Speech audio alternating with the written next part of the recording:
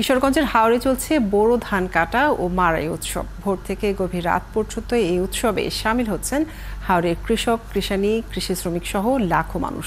কয়েক বছরের মধ্যে এবার বোরো ধানের বাম্পার ফলনে খুশি কৃষক। এরই মধ্যে হাওরের 40 ভাগ জমির ধান কাটা হয়েছে। আবু তাহেরের তথ্য ছবিতে প্রতিবেদন।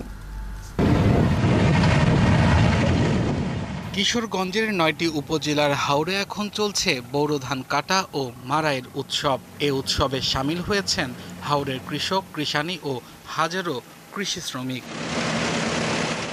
অবশ্য ধান কাটা আর মাড়াইয়ের শ্রমিকের সংখ্যা আগের চেয়ে কম লাগছে, কারণ পুরো হাওরে ধান কাটায় ব্যবহার হচ্ছে 700 কম্বাইন্ড হারভেস্টার মেশিন।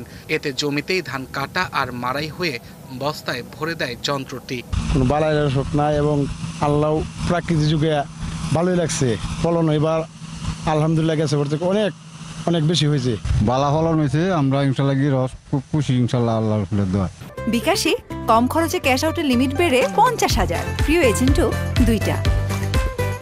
কৃষকরা জানান হাওরে এবার বোরো ধানের বাম্পার ফলন হয়েছে, তবে বঙ্গবন্ধু 100 জাতের ধান নরম থাকায় জমিতে কিছু ধান পড়ে গিয়ে ক্ষতি হচ্ছে।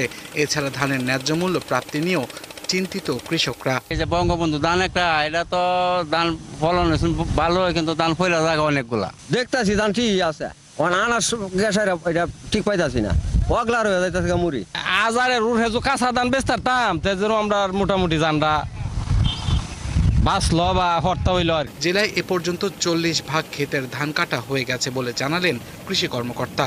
আর কয়েকদিন বৃষ্টি বাদল আর শিলাবৃষ্টি না হলে কৃষকরা বাম্পার ফলন ঘরে তুলতে পারবেন বলে জানান তিনি। মহান আল্লাহ তাআলা যদি কোনো প্রাকৃতিক দুর্যোগ না দেন, শিলাবৃষ্টি যদি না হয়, অতিবৃষ্টি যদি না হয়, আগাম বন্যা যদি না হয়, তা আমাদের কিশোরগঞ্জের কৃষক ভাইয়েরা এবছর ধানের একটা বাম্পার ফলন পাবেন বলে আমরা আশা করি। কিশোরগঞ্জ জেলায় চলতি মৌসুমে 1,67,150 হেক্টর জমিতে বোরো ধানের আবাদ হয়েছে, যার মধ্যে হাওর এলাকার জমির পরিমাণই 1,04,000 হেক্টর। পুরো জেলায় এবার 12 লাখ মেট্রিক টন চাল উৎপাদনের আশা করছে কৃষি বিভাগ। আব্দুল্লাহ মামুন, 71।